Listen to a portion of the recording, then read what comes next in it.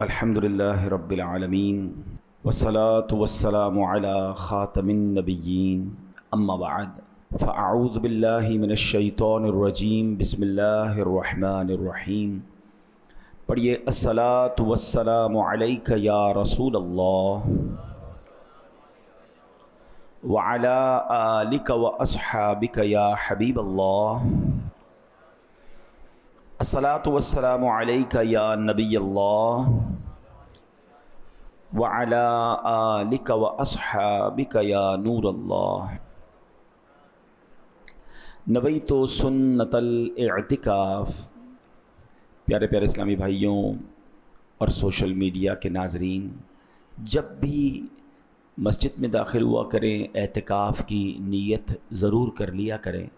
اس کا فائدہ یہ ہوتا ہے کہ دیگر عبادتوں کے ساتھ ساتھ ہمیں اعتکاف کا ثواب بھی ملتا رہے گا۔ درود پاک پڑھنے کے بے شمار فضائل و برکات ہیں۔ اللہ پاک کے آخری نبی صلی اللہ تعالیٰ علیہ وآلہ وسلم کا فرمان ہے، جو مجھ پر ایک دن میں 50 بار درود پاک پڑھے، قیامت کے دن میں اس سے مصافحہ کروں گا، یعنی میں اس سے ہاتھ ملاؤں گا۔ اب ذرا آپ سوچئے کہ یہ کتنی بڑی سعادت ہے کہ بروز قیامت اللہ کے نبی صلی اللہ تعالیٰ علیہ وسلم سے ہاتھ ملانے کی سعادت مل جائے۔ سبحان اللہ۔ ایک بڑا پیارا شعر بھی ہے، حشر میں دیکھی شفیع عاصیاں کی بارگاہ، ہم سبھی مل کر پکارے الصلاۃ والسلام، تم گناہگاران امت کی خبر رکھتے رہے، بخشوائے جرم سارے الصلاۃ والسلام۔ تو ہمیں درود پاک کی کثرت کرنی ہے۔ اللہ مجھے بھی آپ کو بھی کثرت سے درود پاک پڑھنے کی توفیق عطا فرمائے۔ آئیے مل کر محبت سے درود پاک پڑھیں۔ صلو علی الحبیب صلی اللہ تعالی علی محمد صلی اللہ علیہ وسلم۔ ہم قرآن پاک کی کچھ آیتوں کے بارے میں جانتے ہیں اور کوشش کرتے ہیں کہ قرآن کی باتیں کیا کریں اور قرآن کا درس ہم سمجھا کریں۔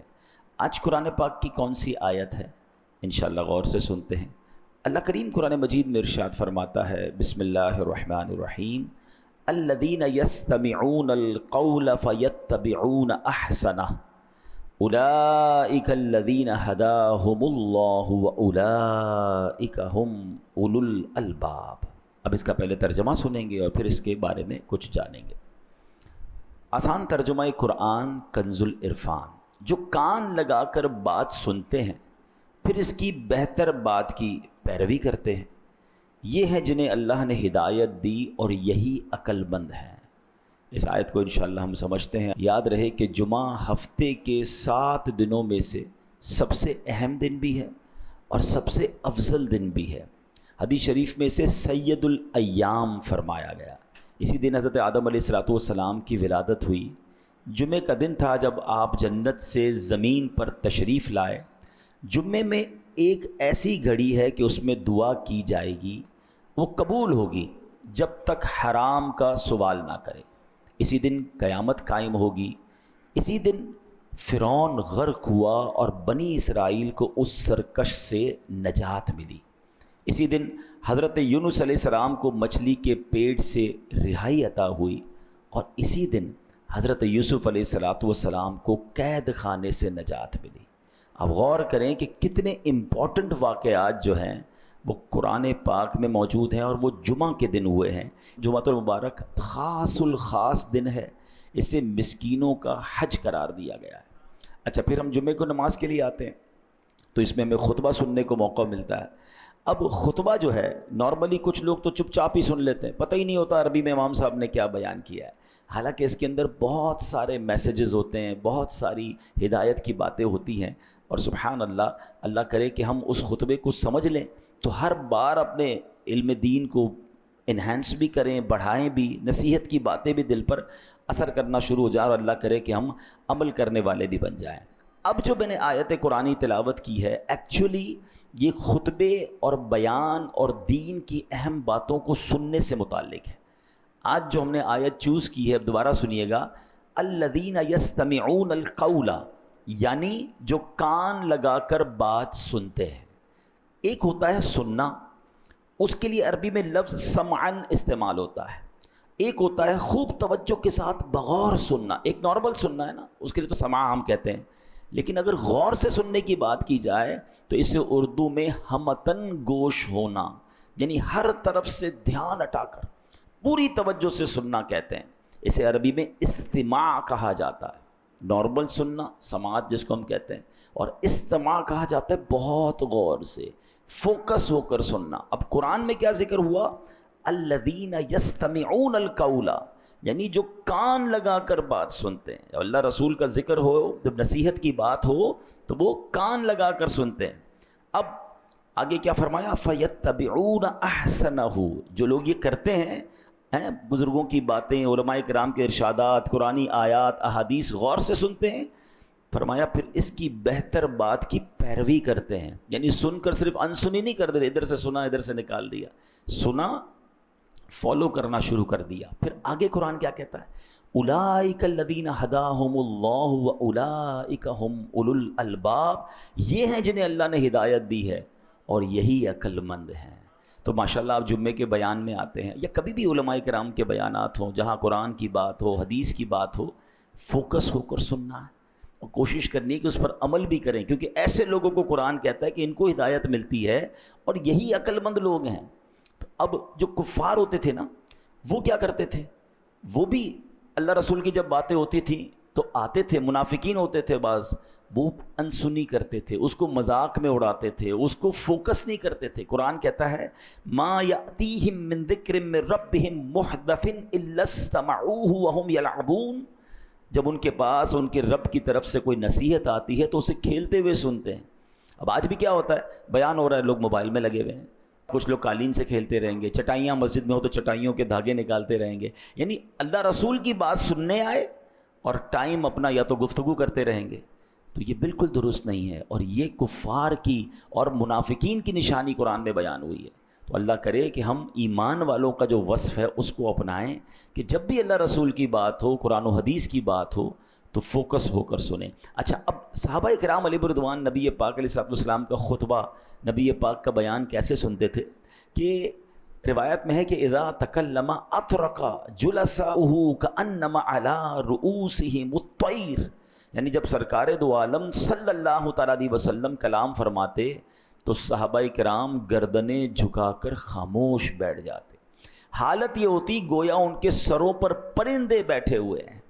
اب آپ سمجھتے پرندہ ذرا سی حرکت سے اڑ جاتا ہے، آپ اپنے ہاتھ پہ بھی کبھی ابل تو بیٹھتا نہیں، بیٹھ جائے تو ذرا سا ہاتھ لے گا وہ اڑ جائے گا، ذرا سی آہٹ ہوگی تو اڑ جائے گا۔ یعنی صحابہ سرکار دو عالم علیہ الصلوۃ والسلام جب بیان فرماتے تو وہ اتنی توجہ کے ساتھ، اتنا فوکس ہو کر بیٹھتے تھے کہ اگر پرندہ بھی سر پر بیٹھ جائے تو وہ بھی اڑے نہ، اس کو بھی لگے کہ کوئی آبجیکٹ ایسا ہے جو ہلنے والا نہیں ہے۔ تو یہ انداز تھا نبی پاک علیہ الصلوۃ والسلام کا۔ صحابہ کس طرح خطبہ سنتے تھے، سبحان اللہ، اور پیارے آقا کی بات پر عمل کیسے کرتے تھے۔ ایک بار نبی پاک علیہ الصلوۃ والسلام خطبہ ارشاد فرما رہے تھے اور آپ نے فرمایا اجلسو، بیٹھ جاؤ۔ اللہ کریم نے نبی پاک کی آواز کو ایک اور کمال یہ عطا فرمایا تھا، یہ بھی معجزہ ہے صلی اللہ تعالیٰ علیہ وسلم، کہ آج مائک لگانے کی ضرورت پڑتی ہے نا پیچھے آواز پہنچانے کے لیے، اس زمانے میں تو مائک نہیں تھا۔ تو سبحان اللہ، مسجد نبوی میں جتنے لوگ ہوتے تھے سب کو ویسے ہی آواز سنائی دیتی تھی جیسے قریب والے کو سنائی دیتی تھی۔ اچھا، صرف مسجد نبوی میں نہیں، چلیں آپ ہو سکتا ہے کہیں کہ جناب اس زمانے میں تو چند لوگ ہوتے تھے، حجۃ الوداع کے موقع پر، جب حجۃ الوداع کے موقع پر عرفات کے میدان میں 1,24,000 صحابہ موجود تھے، تب بھی نبی پاک نے جو خطبہ دیا سب کو پراپر اور یکساں آواز پہنچ رہی تھی۔ کلام مصطفیٰ صلی اللہ تعالیٰ علیہ وسلم کا یہ معجزہ۔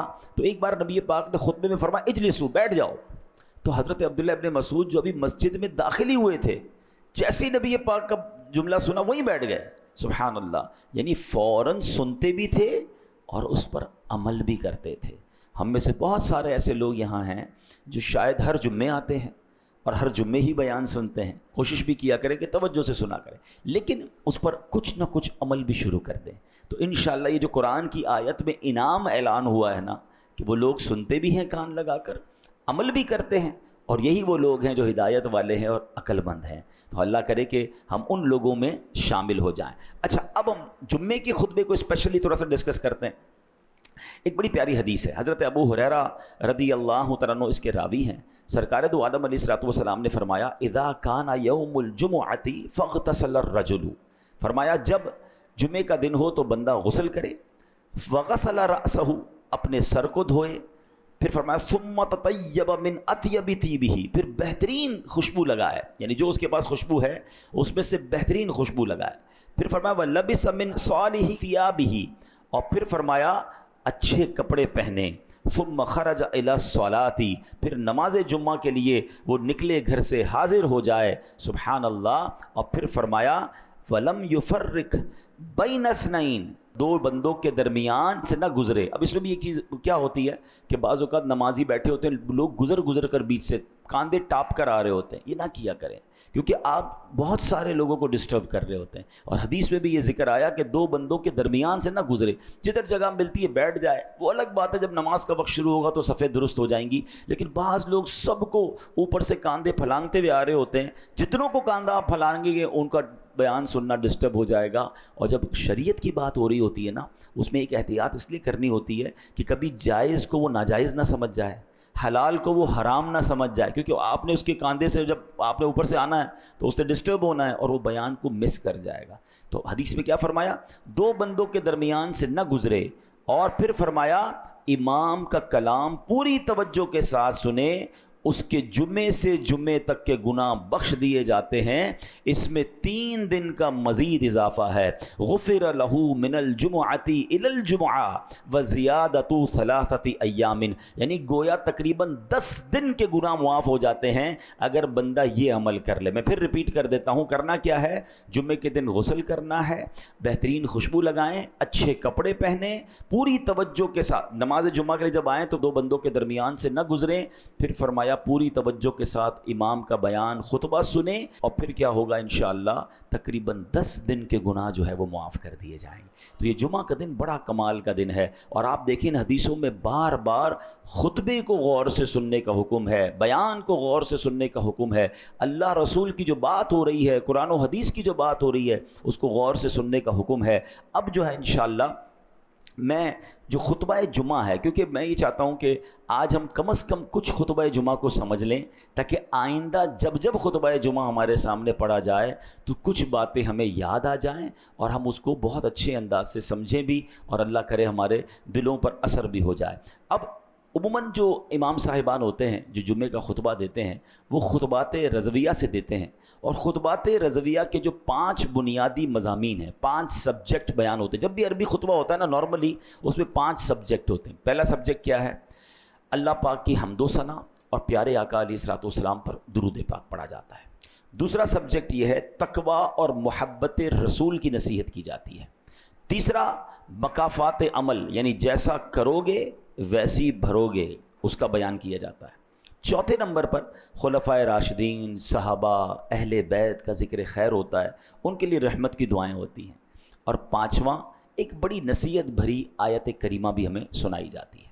اب ان 5 سبجیکٹ کو میں انشاءاللہ ایک ایک کر کے بیان کرتا ہوں. آپ ذرا غور سے سنتے جائیں، آپ کو انشاءاللہ بہت کچھ اس میں سمجھ بھی آئے گا. اور اللہ کرے گا آئندہ بھی آپ اگر اس کو فوکس رکھیں گے تو آپ انشاءاللہ جمعے کے خطبے کو انجوائے بھی کریں گے اور اللہ نے چاہا انڈرسٹینڈ بھی کریں گے. ابتدا کیسے ہوتی ہے جمعے کی خطبے کی؟ الحمدللہ الذی فضل سیدنا و مولانا محمدا صلی اللہ تعالی علیہ وسلم علی العالمین جمیعا. یہ سنتے ہیں نا؟ ترجمہ کیا ہے؟ سب خوبیاں اللہ کو جس نے ہمارے سردار اور ہمارے مالک و مولا سرکار دو عالم علیہ الصلوۃ والسلام کو تمام جہانوں پر فضیلت بخشی ہے. یعنی اللہ کی حمد ہو رہی ہے، نبی پاک پر گویا درود بھیجا جا رہا ہے. اب اس کا کتنا پیارا انداز ہے کہ اللہ پاک کی حمد و ثنا بیان کی گئی ہے.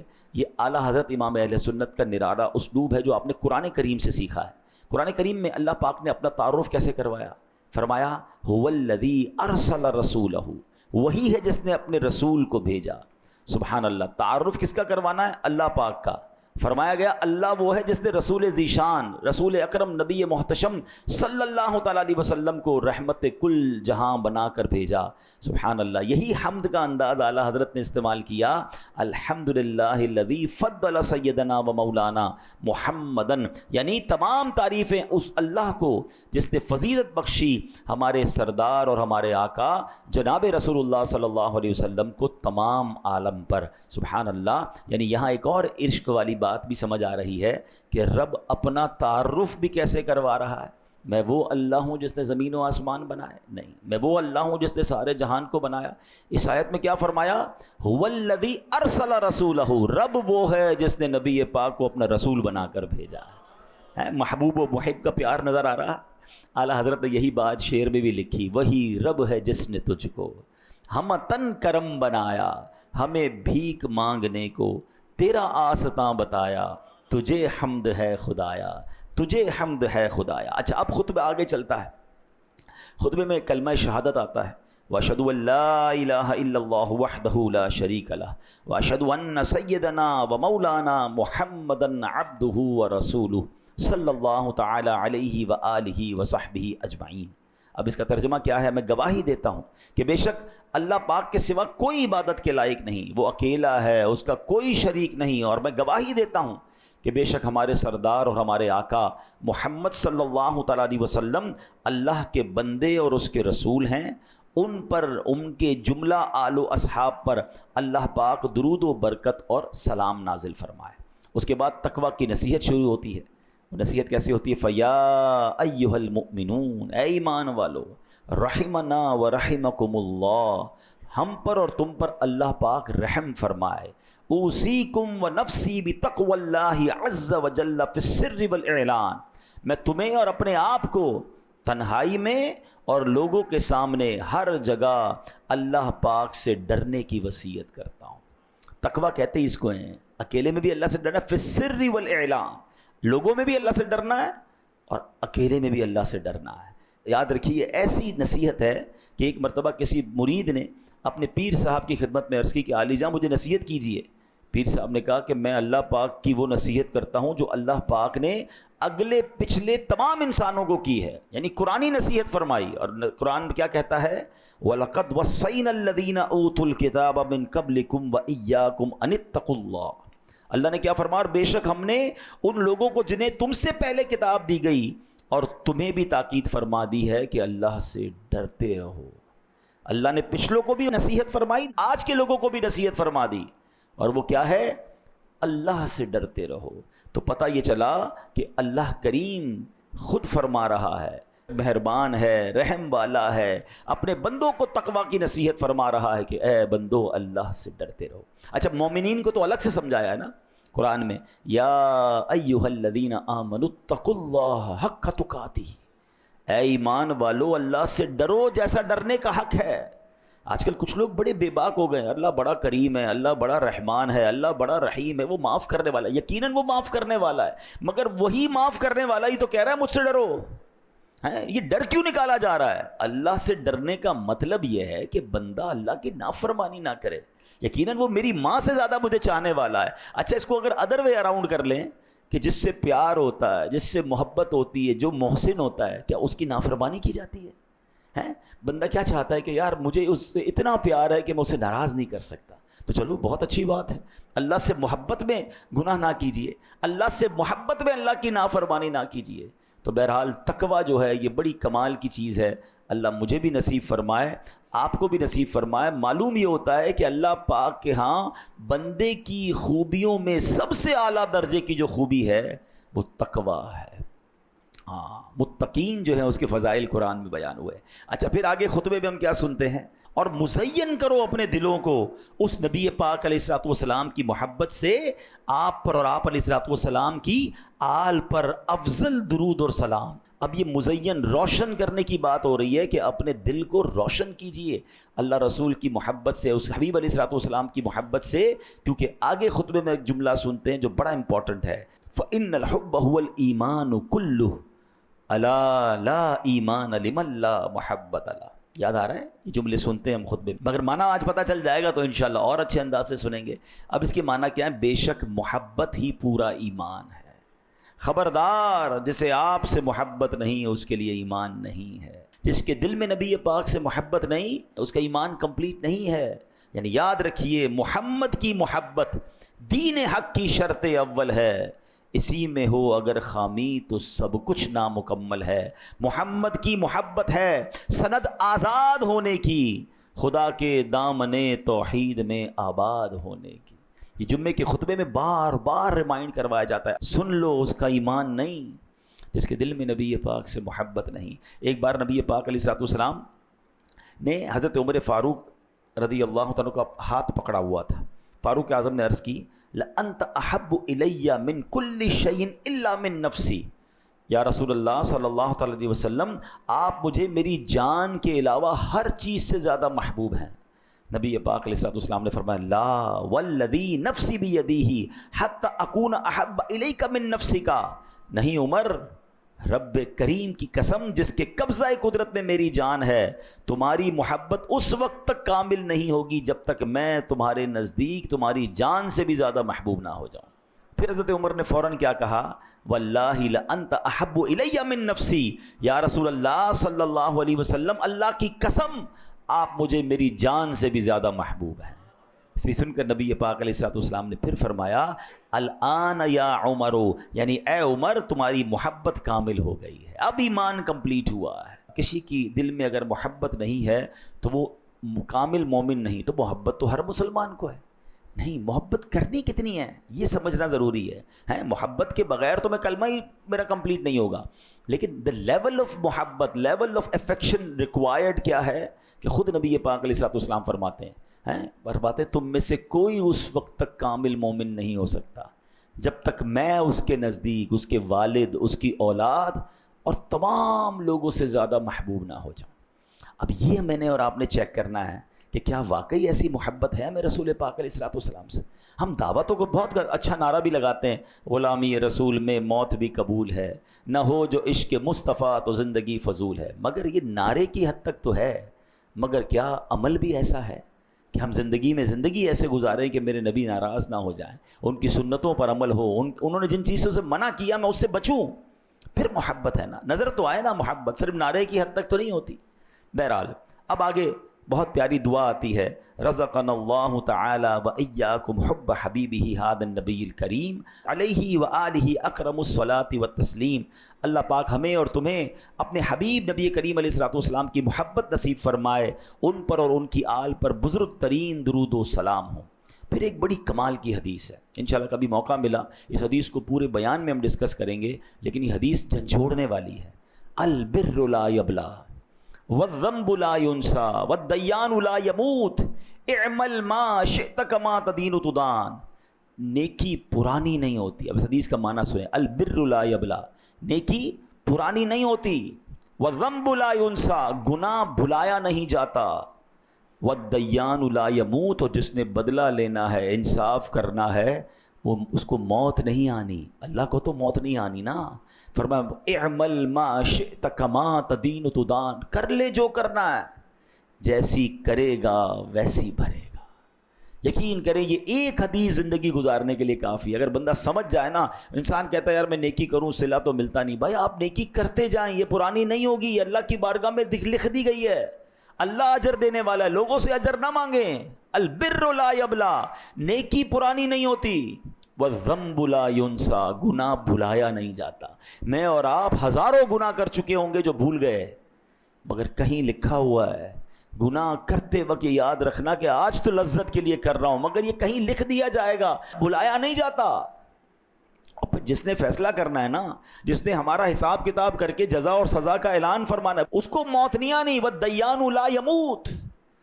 اور پھر آگے جس طرح کہا گیا نا، اعمل ما شئت کما تدین تدان، کر لے جو کرنا ہے، مگر جیسی کرے گا ویسی بھرے گا۔ یہ لائف میں جو بھی ہم کر کے جائیں گے نا، قبر میں سمجھ لیں اس کا رزلٹ کارڈ ملنا ہے۔ اچھی گزار کر جاؤ گے تو جنت کے مزے ہوں گے۔ آج بندہ کہتا ہے مجھے تو کوئی کچھ کہہ ہی نہیں سکتا، میری جو مرضی میں کر رہا ہوں، شراب پی رہا ہوں، بدکاری کر رہا ہوں، جوا کھیل رہا ہوں، حرام کما رہا ہوں، ظلم کر رہا ہوں، زیادتی کر رہا ہوں، میری تو جناب بڑی ٹور ہے، مجھے کون کچھ کہہ سکتا ہے؟ آج کوئی نہیں کہے گا اعمل ما شئت کما تدین تدان، کر لے جو کرنا ہے۔ نبی پاک نے پہلے ہی فرما دیا، مگر پھر جیسی کرے گا نا ویسے ہی بھرے گا۔ جانا سب نے جنت میں ہے، مگر کام جنت والے کرنے کے لیے تیار کوئی نہیں ہے۔ جنت کی نعمتیں سب کو چاہیے۔ اعلیٰ حضرت کہتے ہیں نا، کام زنداں کے کیے اور ہمیں شوق گلزار ہے کیا ہونا ہے۔ جانا سب کو گلزار میں ہے، جنت میں، کام جہنم والے کرنے ہیں۔ تو آپ کبھی بھی ایسا نہیں ہو سکتا کہ سیب کا پودا لگائیں اور کہیں دعا کرو آم نکل آئے۔ تو لوگ کہیں بھائی بویا سیب ہے تو سیب نکلے گا نا۔ آپ امرود بو کے کیلا نہیں نکال سکتے، جیسا بوتے ہیں ویسا کاٹتے ہیں۔ اب اس زندگی میں اپنے اعمال کے ذریعے کون سا بیج ڈال رہے ہیں، یہ غور کرنا ہے۔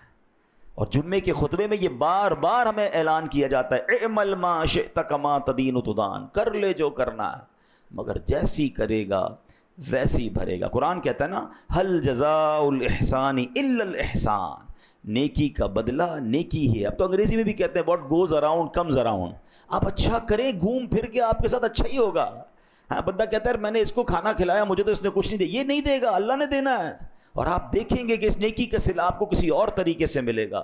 آپ کو جناب کسی کے ساتھ مسکرانے کا، کسی کے ساتھ اچھا برتاؤ کرنے کا، کسی کی مشکل دور کرنے کا، کسی کی پریشانی دور کرنے کا آپ کو بالکل صلہ دنیا میں ملتا ہے۔ یہ مکافات عمل ہے۔ جو لوگوں کے لیے اچھا کرتے ہیں اللہ ان کے لیے اچھا کر دیتا ہے، اور جو آج لوگوں پر ظلم کرتے ہیں نا، بے شک وہ مظلوم آپ کا کچھ نہیں بگاڑ رہا، مگر کہیں نہ کہیں سے آپ اس آفت کو اپنے بچوں میں، اپنے کاروبار میں، اپنی صحت میں، اپنی عزت میں دیکھیں گے۔ آپ حیران ہو جائیں گے کہ یار یہ میرے ساتھ کیسے تباہی ہو گئی، یہ اتنا بڑا پرابلم کیسے آ گیا۔ توبہ کیجئے، کہیں لگتا ہے برا کام کیا ہے، کسی کا دل دکھایا ہے، کوئی ایسی نافرمانی ہو گئی ہے کہ جس کا صلہ مل رہا ہے۔ تو ہمیں اچھے کام کرنے ہیں، لوگوں کا بھلا سوچنا ہے۔ اور پھر جمعے کے خطبے میں ایک آیت، جھنجھوڑنے والی آیت ہے جو ہر جمعے کے خطبے میں ہم سنتے ہیں، فَمَن يَعْمَلْ مِثْقَالَ ذَرَّةٍ خَيْرًا يَرَهُ وَمَن يَعْمَلْ مِثْقَالَ ذَرَّةٍ شَرًّا يَرَهُ۔ کیا ترجمہ ہے؟ تو جو ایک ذرہ بھر بھلائی کرے وہ اسے دیکھے گا، اور جو ایک ذرہ بھر برائی کرے وہ اسے دیکھے گا۔ ہم نہیں سوچتے کہ یار چھوٹا سا ہی تو گناہ ہے نا، کون دیکھ رہا ہے، چلو کر لو یار، آج کر لو کل سے نہیں کروں گا۔ یہ ذرہ بھر برائی بھی اٹکا سکتی ہے۔ قرآن کہتا ہے اس کو دیکھو گے۔